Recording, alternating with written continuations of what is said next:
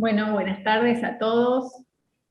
Vamos a dar inicio a la mesa número 14 del Congreso de Educación e Inclusión desde el Sur. Así que bueno, es un placer que se encuentren compartiendo estas dos presentaciones tan interesantes. La primera está a cargo de Flavia Oliva.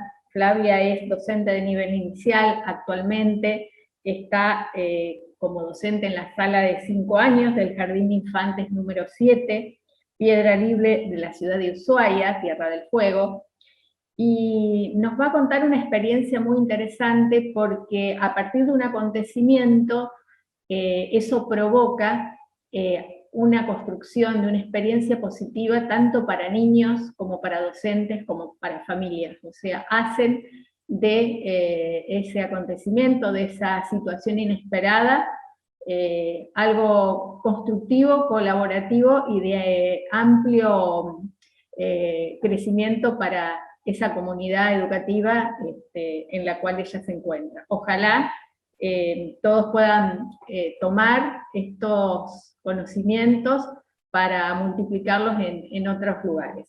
La ponencia se llama Desafío a la Educación Virtual Inclusiva, y te escuchamos, Flavia. Bueno, muchas gracias, María Elena, por tu presentación. Buenas tardes a todos.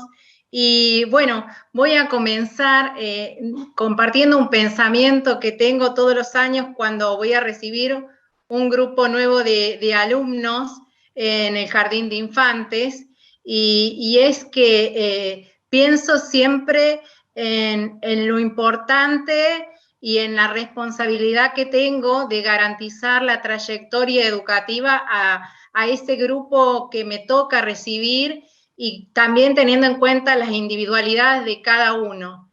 Este año particularmente me tocó pensar en cómo llevar adelante la trayectoria educativa de una alumna que no iba a poder asistir de manera presencial a la institución. Voy a compartir pantalla para poder acompañar esta experiencia que les voy a contar, ¿sí?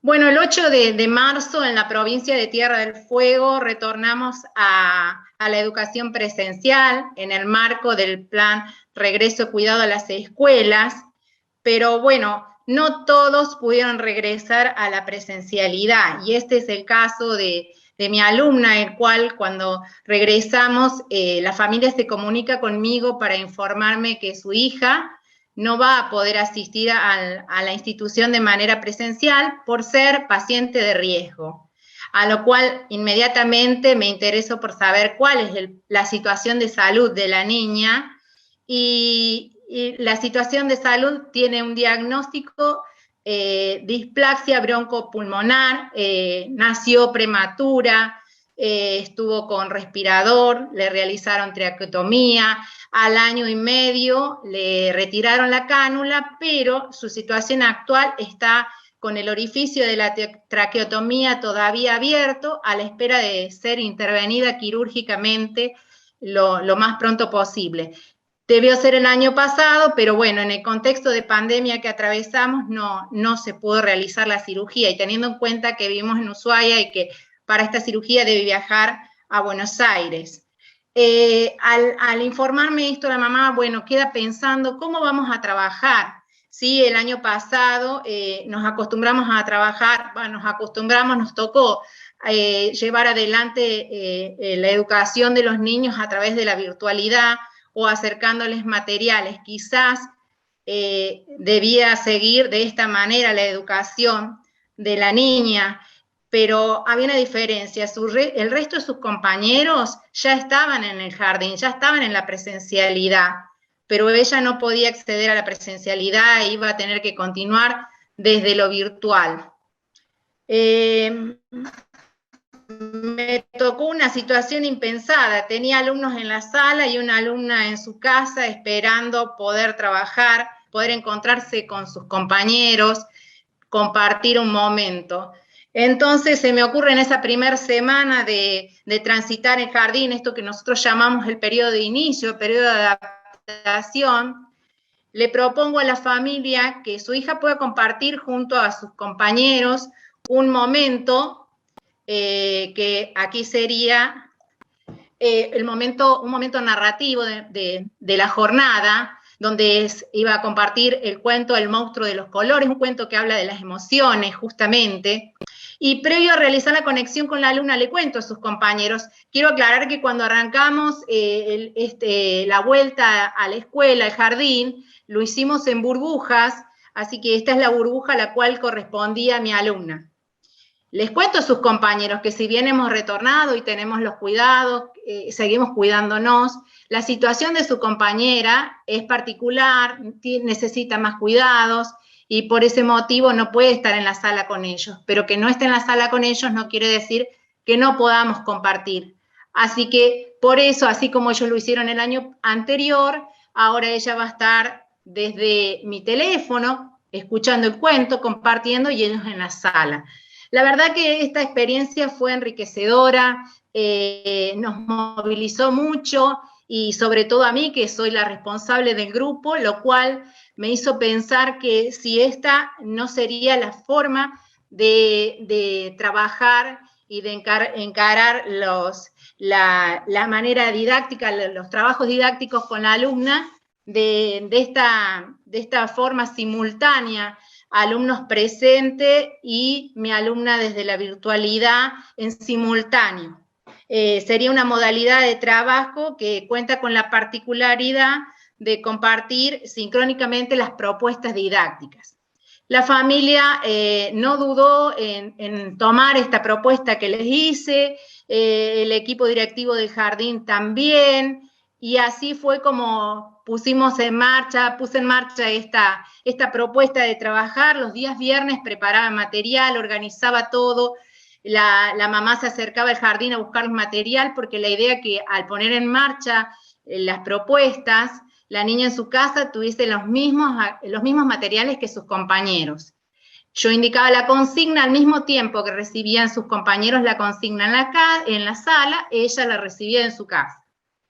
Muchas veces a la hora de conectarse, sus compañeros iban ingresando a la sala y ella ya estaba en la computadora y me saludaban a mí y también saludaban a su compañera que ya estaba conectada esperando para realizar la actividad. Quiero aclarar que en este momento, en este tiempo que comenzamos a hacer este plan de trabajo, lo hacía con mis recursos tecnológicos y la familia también, lo hacía con sus recursos tecnológicos, con mi conectividad, porque bueno, es algo que surgió, que se me ocurrió y era el día a día ir probando cómo iba funcionando y si realmente era positivo para la alumna y para sus compañeros.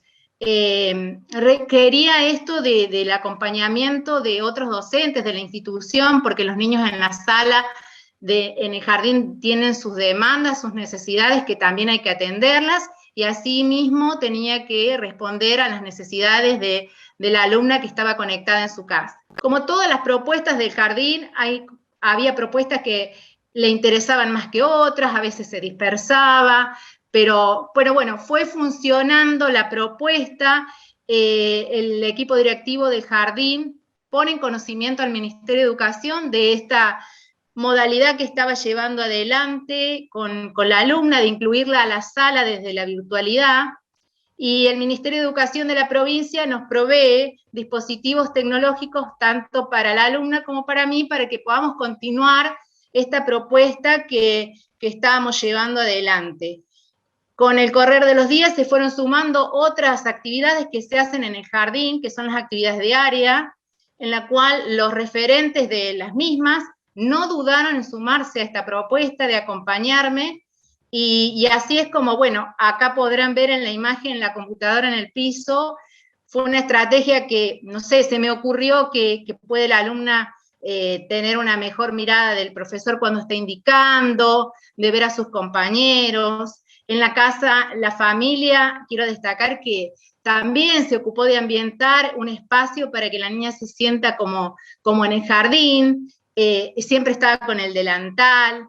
si no enviábamos el elemento porque por ahí era dificultoso acomodar un banco, una silla, siempre lo pudieron hacer, y ella misma fue acomodando cosas para poder hacer lo que veía que hacían sus compañeros en el jardín. Es más, la mamá me ha manifestado muchas veces que estaba atenta a si se iba a conectar, si iba a ver a sus compañeros, si iba a haber actividad.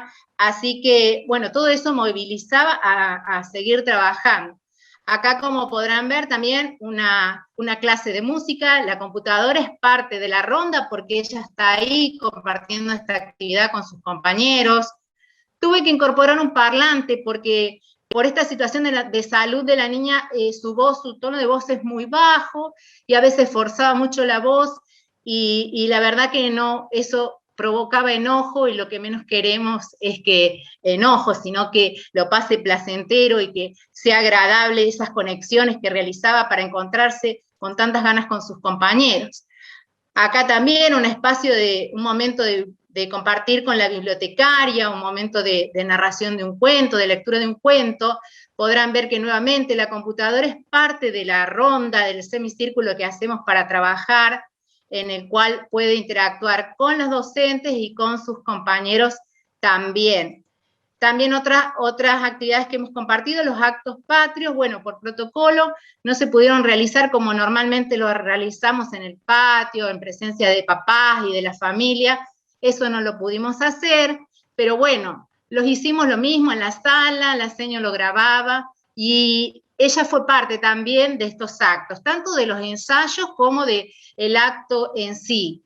Y como verán, es parte, no haciendo algo diferente, sino parte de una coreografía, acá un acto del 9 de julio. Y bueno, como dije antes, fui en constante evaluación de cómo esto iba funcionando para ver si tenía que modificar algo, y evaluando los objetivos relacionados al proceso de enseñanza-aprendizaje, observo la necesidad de poder tener un espacio de trabajo individual con la alumna, porque había algunos contenidos prioritarios que tienen que ver con diferentes áreas curriculares del nivel que no los estaba pudiendo apropiar, y la familia también estaba preocupada pensando en que el año siguiente va a ir a la escuela primaria, y que realmente aquí quiero detenerme y valorar lo importante que es la presencialidad en nuestro nivel, ¿no? Porque es la relación con el otro, con la docente, con el par, y el año pasado lo pudimos ver que en la virtualidad los papás son papás y la seño es la que está en el jardín, en la escuela, y el papá no puede ser, o la mamá no puede ser la seño, porque es papá y es mamá. Y entonces esto dificultaba también adquirir por ahí estos contenidos que estaban quedando sin poder apropiarse la alumna.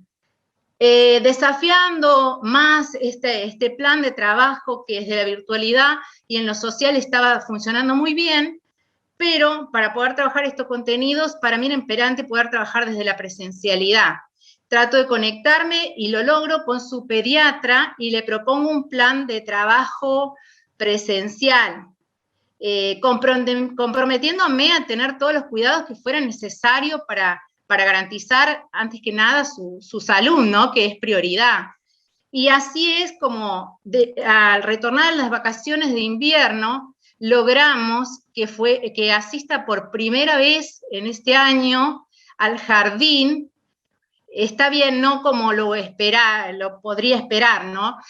Asiste solo para trabajar conmigo en un espacio preparado.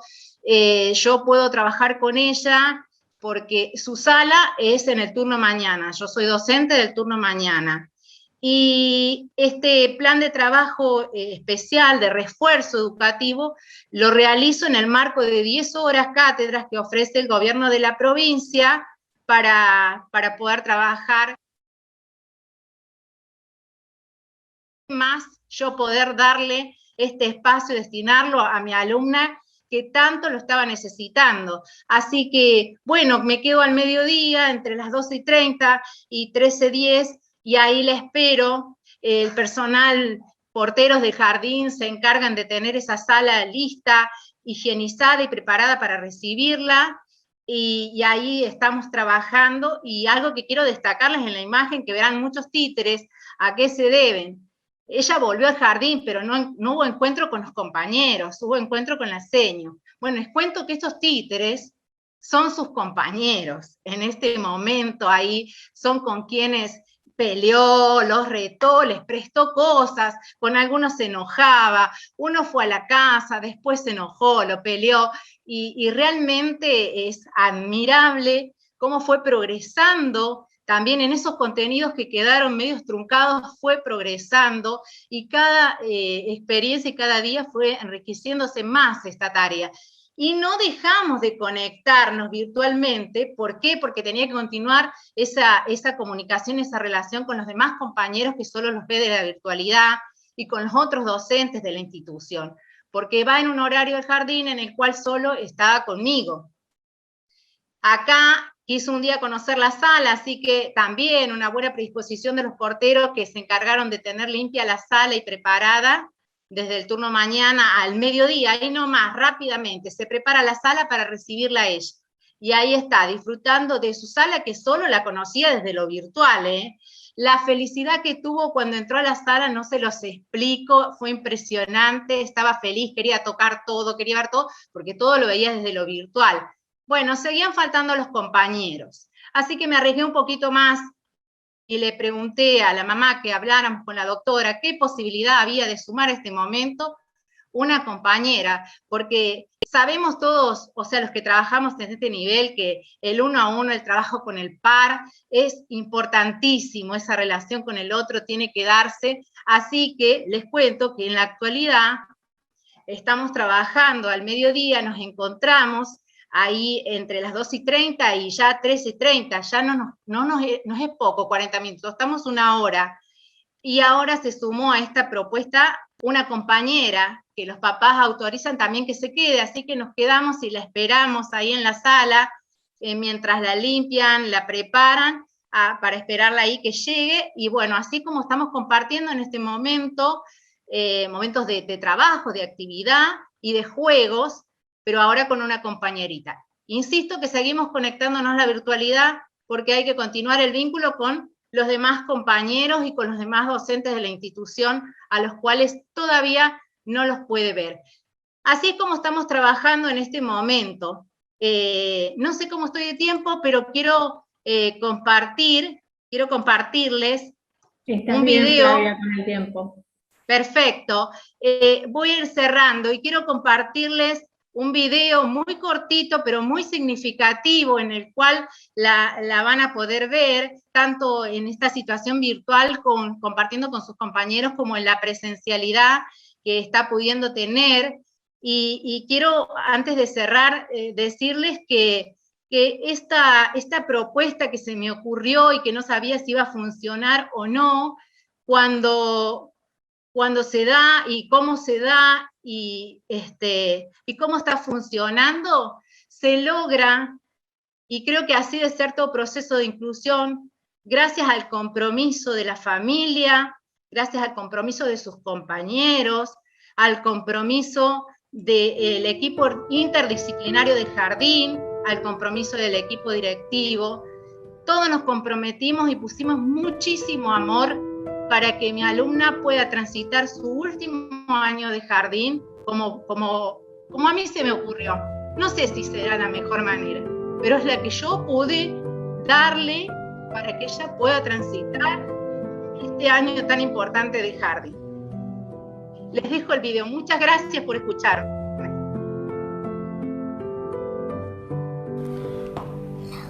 Y la A. ¿Qué escribiste ahí, Emma? ¿Cómo me llamo yo?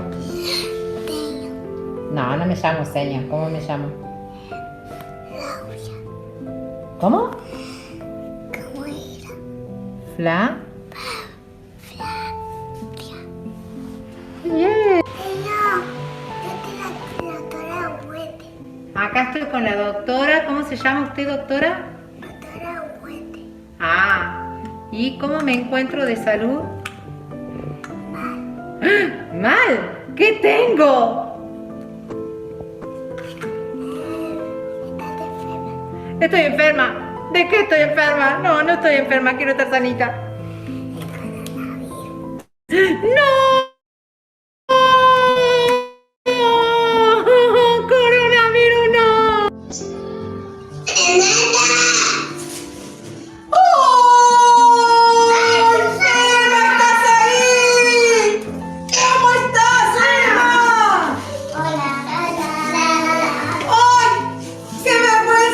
¿Quiénes son todos estos chicos?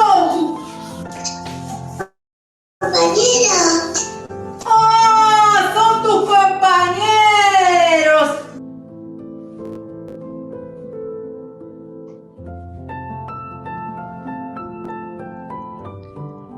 Bueno, muchas gracias.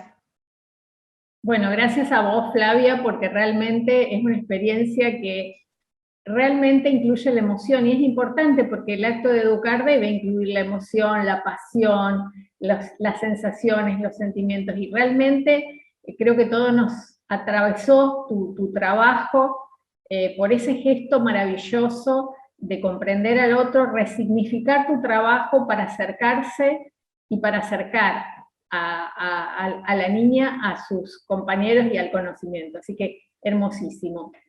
Flavia, gracias. Todos te aplauden. Desde ya que está abierto el chat para las preguntas, para las inquietudes, para los comentarios, que al finalizar las dos ponencias se los vamos a ir transmitiendo. Bien, ahora es el momento, gracias Flavia, ahora es el momento de el profesor Julio Manuel Pereira. Él nos acompaña desde la Facultad de Humanidades y Ciencias de la Educación de la Universidad de la República, en Uruguay, y nos va a presentar un trabajo, su trabajo, denominado Prótesis Didácticas, Didáctica de la Transposición, Escuelita Ambulante, Caminos de Pisa. Y como dice el título de su trabajo, él es un maestro ambulante que va trabajando en distintos contextos para promover justamente la educación de todos y para que nadie se quede afuera. Así que qué bueno, Julio, tenerte y escucharte. Así que bueno, te doy la palabra y vuelvo a repetir que el chat está abierto para todos los que quieran ir compartiendo sus comentarios. Bueno, buenas tardes. El trabajo lo presento desde la universidad porque tiene varios años, pero hoy ya soy docente itinerante en el norte argentino, particularmente con las comunidades biau-guaraníes y en las zonas rurales para niños con y sin discapacidad, en una modalidad multigrado. Los materiales que voy a compartir, básicamente, son la integración sensorio-experiencial para reconstruir contenidos conceptuales, ¿sí?, en estudiantes en aulas en las que literalmente debo manejar 4 lenguas de manera simultánea: guaraní, español, lengua de señas y portugués. Entonces, para que compensar los procesos lingüísticos de mis estudiantes en lo que es la inclusión, que parte desde un docente con autismo, para trabajar con sus estudiantes, hago materiales tacto-perceptivos de bajo y nulo costo que permitan a mis estudiantes comprender algunas cuestiones. Vamos a poner un ejemplo. Esto lo llamo el brazo didáctico. Esto con relieve de Tergopol le permite a mis estudiantes de manera tacto-perceptiva y de posición desde su propio cuerpo representar los subsistemas óseo, muscular y circulatorio, donde pueden entender algunos procesos cuando trabajo cuerpo humano, ciencias naturales, ¿sí?, donde también puedo explicarle, por ejemplo, utilizando jeringas, lo que es una extracción sanguínea, lo que tiene que ver con las cuestiones de administrar un medicamento o un proceso de una fractura, ¿sí? Entonces voy trabajando la composición de subsistemas. Esto es físicamente diseñado por los estudiantes. Yo planteo el material, pero no lo llevo armado para ellos, sino que lo construyo con ellos, permitiéndome a mis estudiantes en el propio armado el ejercicio intelectual de ver las partes para conformar el todo, ¿sí? Por ejemplo, esto que está roto, debería unirlo, lo llamo brújula CIRCIR. Es una manera visual .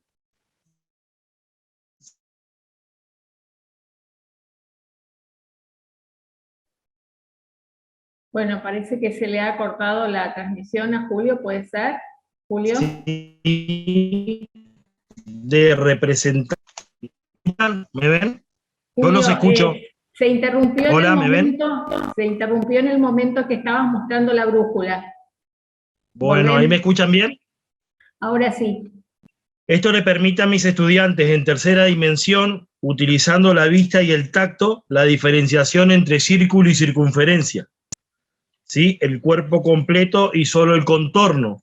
Es una representación física para introducir a partir del tacto, el lugar geométrico y la noción de punto centro, ¿sí? Del centro. Entonces trabajo un concepto geométrico a partir de la vista y el tacto. Es una diferenciación, por ejemplo, para mis estudiantes ciegos, de lo que les estoy planteando a nivel conceptual, ¿sí? Lo mismo que este formato. Esto es una bandejita de Tergopol, quizás ahí brilla mucho, ahí, que tiene relieves, y cuando mi estudiante toca el relieve de contorno, con el relieve de contorno trabajo la noción de perímetro, para luego introducir la tapa, por decirlo de algún modo vulgar, y que al volver a tocar mi estudiante táctilmente y de la posición diferencia un concepto matemático como perímetro y área, ¿sí? O sea, estoy trabajando un concepto, ¿sí? Sensorio experiencial para transformarlo en un concepto matemático.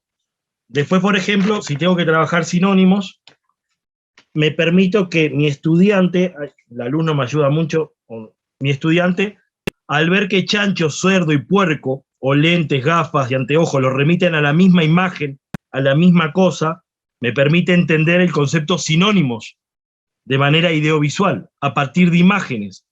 Y eso después lo llevo, por ejemplo, al trabajar el bilingüismo, de cómo diferentes palabras remiten a la misma cosa.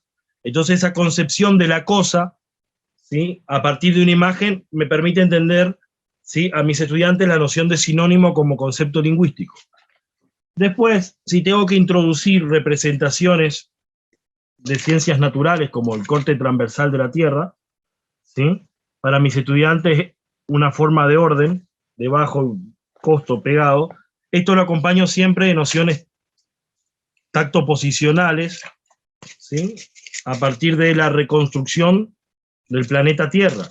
Entonces esto le permite hacer una extrapolación lingüística, ¿sí? Y cognoscitiva entre el plano y el espacio. Entonces le permito convertir y desconvertir. Y esto, al tener diferentes relieves, le permite a mi estudiante de baja visión con trastorno del lenguaje o autismo identificar las diferentes capas y hacer una referencial de conteo. No sé si vamos bien. Perfecto, Julio, siga nomás. Bueno, esto lo coloco sobre el brazo de mis estudiantes, por ejemplo, y mantiene el eje cromático de esquema de piel, y son las diferentes capas de la epidermis, la dermis, la hipodermis, agregando en cada una información visual y escrita sobre folículos, todo lo que tiene que ver con nervios, glándulas, ¿sí? La grasa, hasta llegar al hueso. Esto le permite a mi estudiante ver en posición de su propio esquema corporal, tocar cuántas capas son, reconocerlas, hacer un comparativo de espesor entre cada una de ellas, y después esto me permite introducir nociones, por ejemplo, como hago un corte con un cúter en una, y trabajo con un hilo y aguja explicándole, por ejemplo, lo que es una sutura en un punto, en caso de que tenga un corte. Entonces me permite hacer un anticipador en el caso de atención primaria de la salud. Después, este es un ejemplo referencial para mis estudiantes más pequeños, donde se cuelgan esto en el cuerpo, y esto que tiene la representación de los principales órganos, le permite de manera tacto perceptiva, de tamaño real y en posición real, evitar los giros angulares que me llevaría un plano. Entonces el estudiante puede explorar su propio esquema corporal a partir de su propio cuerpo y su propia posición, ubicando las lateralidades en relación a su propio esquema corporal. Esto me permite identificar órganos, funciones y posiciones, ¿sí? Y ir colocando las capas que se superponen. Lo que después me lleva a que mi estudiante pueda comprender en un plano la tridimensionalidad, al ir trabajando de manera individual los subsistemas, pero construyendo una noción única de superposición. Entonces, a nivel, por ejemplo, de ciencias naturales, cuerpo humano, mi estudiante entiende la tridimensionalidad desde el plano, ¿sí? Cosa que en un dibujo estático y no interactivo le es difícil de reconstruir. Entonces puedo tener, por ejemplo, procesos donde planeta, ¿sí? Le armo las diferentes estructuras de la atmósfera con diferentes referentes posicionales de nube, avión, donde se queman los meteoritos, los transbordadores espaciales y los satélites, ¿sí? Que también le permite hacerlo día 1 para evitar la contaminación visual, ¿sí? Haciendo una desfragmentación para no saturarlo. Puede utilizarlo de esta manera o de esta manera, ¿sí? Entonces le va permitiendo, ¿sí?, trabajar. Pero antes de trabajar la noción de atmósfera de manera tan abstracta, la trabajo de una manera un poco más fáctica para que haya un proceso de comprensión. Entonces, si tengo el planeta Tierra, lo meto en una bolsa de nylon, lo inflo, lo giro y le explico que esto es la atmósfera conteniendo el planeta Tierra, para que mi estudiante pueda entender que es una capa de gases transparente que envuelve el planeta Tierra y lo protege, para trabajar una noción lingüística que él es difícil de representar, porque incluso en las fotografías no aparece la noción de atmósfera. Entonces no la puedo trabajar desde una imagen audiovisual, la tengo que construir en la corporalidad tacto-perceptiva a nivel de esquemas posicionales. Después recurro a ejemplos más simples, como Pato América. Si yo tengo el continente americano, ¿sí? En esta imagen se va mejor, tengo el continente americano y lo inclino 90 grados, se transforma en un pato, donde la cabeza es América del Sur, el cuello América Central y el cuerpo América del Norte, por lo que le doy un referencial mnemotécnico a mi estudiante para reconstruir una asociación de ubicuidad y ubicar, sabiendo, por ejemplo, Argentina en el pico del pato. Entonces puede ubicarse en posicionamiento. Y, por ejemplo, mis muchachos, ¿dónde vivo? En la fosa nasal del pico del pato. Entonces ya saben que es Misiones. Y eso es una manera, por ejemplo, de ubicar en un mapa las posiciones de la estructura. Después realizo este tipo de materiales más sencillos y simples, ¿sí? Que es algo que se hace siempre, que es pasar de la figura al cuerpo geométrico. Por ejemplo, de construir una pirámide, ¿sí? Con triángulos construir una pirámide, con cuadrados hacer el cubo, el armado del prisma. Lo único que cambio significativamente ahora es agregar información sensorio-experiencial para constructos que tienen que ver con términos geométricos, donde pincha es vértice, donde filo es arista, donde es plano es cara, donde está pegado es base, y en el propio manejo del constructo es altura. Entonces le permito a mis estudiantes aprender matemáticas, conceptos geométricos a partir del tacto. O diseño este tipo de materiales, donde esta es la línea de flotación de un líquido, se me rompió la varita, pero, ¿sí? Y el estudiante puede trabajar visualmente que el peso es igual al empuje y el volumen de ingreso al líquido es igual al desplazamiento, y le permite comprender la noción del principio de Arquímedes cuando le enseño. Entonces uso un esquema cromático posicional de desplazamiento de línea de flotación para que de manera visual mi estudiante vaya teniendo en un juego interactivo la construcción de un concepto físico. Esto lo utilizo para enseñar lengua o para hacer evaluaciones de comprensión lectora, o mis estudiantes con problemáticas del lenguaje o interculturalismo o bilingüismo puedan expresarse. ¿Sí? Acá hay sujetos u objetos, acá hay acciones, acá hay espacios y acá hay tiempo. Entonces le ordeno posicionalmente sujeto, verbo, predicado. El sujeto haciendo una acción en un espacio y en un tiempo. Eso le permite a mi estudiante entender la pragmática del lenguaje y alinearme. Por ejemplo, si leo un cuento, me dice quién hizo qué, dónde y cuándo, y me permite evaluar si hay comprensión. O tiene que girar cada disco y lo que le queda alineado en la aguja, al azar me tiene que construir una oración donde me permite evaluarse la correcta conjugación de los tiempos verbales. O le puedo hacer una pregunta y él me la responde de esta manera. Después lo que hago es sacar este disco, el disco último, ¿sí? Entonces visualmente le queda a mi estudiante, desde puente mnemotécnico, que la acción tuvo que haberla hecho un sujeto, y me permite trabajar un concepto tan abstracto en problemáticas lingüísticas como el trastorno específico del lenguaje, el autismo o el bilingüismo, el sujeto tácito, ¿sí? Entonces me permite trabajar un concepto un poco más abstracto a nivel lingüístico, ¿sí? Entonces, por ejemplo, tengo esto. Quizás ustedes lo ven invertido. Advierto que pueden verlo invertido. Unidad, decena, centena, unidad de mil. familia de los números, de los enta, 30, 40, 50, de los cientos y de los mil. Entonces, el niño me alinea 4000, el cero no se nombra, entonces 4056. Entonces aprende a cómo se estructura y se leen los números a partir de utilizar un disco, ¿sí? Para mantener la lógica. Entonces él coloca sobre el número, gira y aprende a leer los números, le da la construcción y a la vez va construyendo el valor relativo. El cambio del tamaño de disco me permite trabajar que según la posición de la cifra tiene mayor valor, para diferenciar el valor absoluto del valor relativo de un número.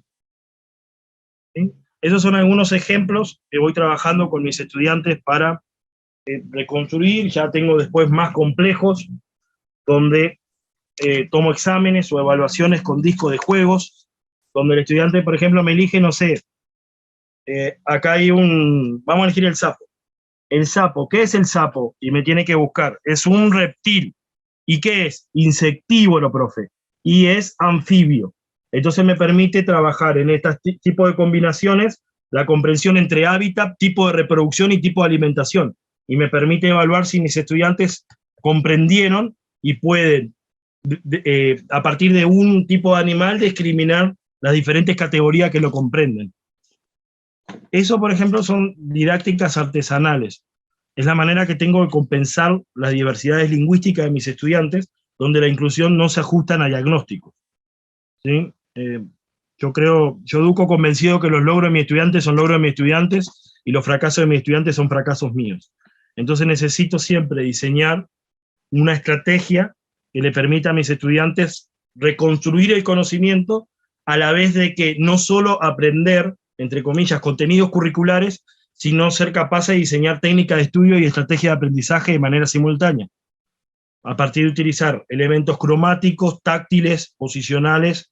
¿Sí? Entonces, si le pregunto a mis estudiantes, ¿sabés los 5 sentidos? No, no lo sé, profe. ¿Cómo no lo sabés? Oído, tacto, visto, olfato y gusto. Entonces le asocio a qué tipo de órgano es: el oído, la piel, los ojos, la narina, la lengua. Entonces le genero puentes mnemotécnicos para la construcción del conocimiento diario. Bueno, voy dejando y me quedo para la instancia de preguntas, porque en realidad era compartir algunos ejemplos de esto, de lo que son rampas didácticas, que es la manera de pensar el material educativo como una tecné de enseñanza, ¿sí? Más allá de los debates pedagógicos. Y esto se termina escribiendo un principio que se llama DUA, Diseño Universal de Aprendizaje, porque cualquier adaptación que haga para mis estudiantes con alguna alteración neurofisiológica termina siendo productivo también para los estudiantes que dentro de los términos vulgares se conocen como normales. Gracias. Bueno, Julio, gracias a vos. Tenés un poco más de tiempo todavía, si querés aprovechar con algún concepto más que puedas aportar. Todavía tenés ahora sí, yo ahora por el chat les voy a compartir videos y links, claro, donde pueden ver varios de estos materiales, ¿sí? Que van desde tomar un examen con rayuelas, donde dibujo animales y viene un niño y le dice, bueno, pasá, tenés que llegar al otro lado pisando solo mamíferos, y tú solo carnívoro, y tú solo ovíparo, y tú carnívoros, y que vayan pasando, ¿sí? a utilizar ejes cartesianos en la clase para trabajar la noción de mayor y menor en una banda, y en la banda numérica en el piso para trabajar en desplazamientos, operaciones combinadas o multiplicación, ¿sí? Avanzando y retrocediendo, y trabajando el posicional kinestésico con mis estudiantes como desplazamiento dentro de la banda numérica. Bien. Después voy generando ya otros contenidos propios de educación. Ya esto sirve para inicial, por ejemplo, o trastornos del lenguaje, donde le ordeno el día a un chico a partir de un reloj circadiano para trabajar qué hay antes y después, y agregar vocabulario específico a cada momento del día para el desarrollo del vocabulario o de una segunda lengua, ¿sí? Entonces le permite a mi estudiante trabajar la noción de día, qué hay antes, qué hay después, qué sigue, qué tipo de actividades se hacen por momento. Entonces me permite desarrollar cuestiones a partir de una sola palabra: almuerzo. Entonces la palabra almuerzo me ordena el reloj circadiano qué hay antes, qué hay después, qué tipo de comidas hay y qué utensilios se utilizan en el almuerzo, que son distintos al del desayuno, ¿sí? Y cuáles son los procesos de la actividad de la vida diaria que vienen posterior a ese momentum. Entonces también a partir del lenguaje reordenar conceptualizaciones de la vida diaria de mis estudiantes. Sí, tengo muchos materiales para compartir, pero bueno, los tiempos y espacios no siempre se dan. Sí, puedo compartir, esto lo llamo pergamino histórico, donde mis estudiantes, trabajo la conquista de América a partir de una canción que se llama Maldición de Malinche. Entonces, del mar los vieron llegar mis hermanos emplumados, y les voy poniendo carabelas, ¿sí? Indígenas, hombres con barba, Quetzalcóatl y Viracocha. Entonces le permito, a partir de una canción, generar un esqueleto interpretativo que, sumado a las imágenes y a la evocación mnemotécnica del verso, yo construimos de manera conjunta con mis estudiantes los contenidos epistémicos que implica cada verso. Y si tengo un estudiante, por ejemplo, con algún problema motor, ¿sí? Que pueda cinchar un papelito y hacer reconversiones matemáticas cinchando. ¿Sí? Son muchos para compartir en 20 minutos, pero era una idea de lo que llamamos prótesis didáctica, de una manera que en aquel momento, cuando lo escribía, hoy lo llamo rampas didácticas, ¿sí? Era lo que empezábamos a diseñar. Muchas gracias. Bien. Bueno, gracias a vos, Julio. Muy interesante todo, tus conceptos y todo lo que mostraste. Y se refleja en el chat, porque por un lado felicitan a Flavia, se sienten orgullosos justamente de que el nivel esté tan bien representado, con esta experiencia tan lindo, y preguntan, además de felicitar a ambos, obviamente, por sus explicaciones, si hay algún libro donde vos, Julio, hayas volcado estas técnicas, y donde, si se pueden acceder al conocimiento de algunos materiales, a dónde se puede consultar, digamos, todo eso. El micrófono, Julio. Estás en silencio. Si ponen rampas didácticas en Google, es muy posible que vean muchos de mis trabajos. Ahí le acabo de compartir por interno algunas páginas, y en Facebook, Escuelita Ambulante Camino de Tiza, pueden ver cómo diseños materiales o cómo, no sé, comienzo alfabetizaciones a partir de estructuras de señaléticas, ¿sí? Riesgo eléctrico y esas cuestiones para transformar procesos de construcción, imagen, concepto, concepto, palabra, palabra, discriminación. Y así son ejemplos didácticos, no son manuales ni recetas, obviamente, ¿sí? Son para potenciar ideas. Y bueno, en Escuelita Ambulante Camino de Tiza pueden ver a mis chicos en los videos utilizando estos materiales, ¿sí? Para repensar la historia, para repensar las matemáticas, particularmente cuando hay dislexia, discalculias, ciegos, sordos, trastorno específico del lenguaje y autismo, es lo que más me enfoco. Julio, cuando vos hablas de tus alumnos, ¿a qué haces referencia concretamente? ¿Quiénes son tus alumnos? Tengo 364 estudiantes de 3 a 24 años en 14 comunidades de la provincia de Misiones actualmente, particularmente desde basurales, aldeas, parajes y comunidades guaraníes, que siempre trabajo de miradas terapéutico-ortopédicas, pero que cuando sucedió la pandemia no tenían las oportunidades como las que planteó y alternó Flavia. Estamos hablando de lugares de baja y nula conectividad, y para evitar el abandono escolar y sostener una revinculación pedagógica, sostenemos todo lo que es más allá de la atención primaria de la salud, porque enseñamos cómo sacar pique, ura, pediculosis, identificar serpientes para evitar accidentes con animales ponzoñosos, ¿sí? O contenidos curriculares. Se llama pedagogía de la emergencia, el abordaje pedagógico, ¿sí? Hoy es en Misiones, pero esto ya lo hicimos en Chaco, Corrientes, Santiago del Estero y Río Negro. No tenemos nada más de preguntas o inquietudes. Bueno, estamos con tiempo todavía, si alguno de los dos quiere generar algún aporte más, si Flavia quiere hacer algún comentario, algo que quedó fuera, también le invitamos a participar. Nos quedan unos minutos como para... bueno, siguen compartiendo en el chat, gracias por lo compartido, maravilloso todo, un gran ejemplo. Así que bueno, Flavia, ¿querés comentar algo? Cerrar lo tuyo.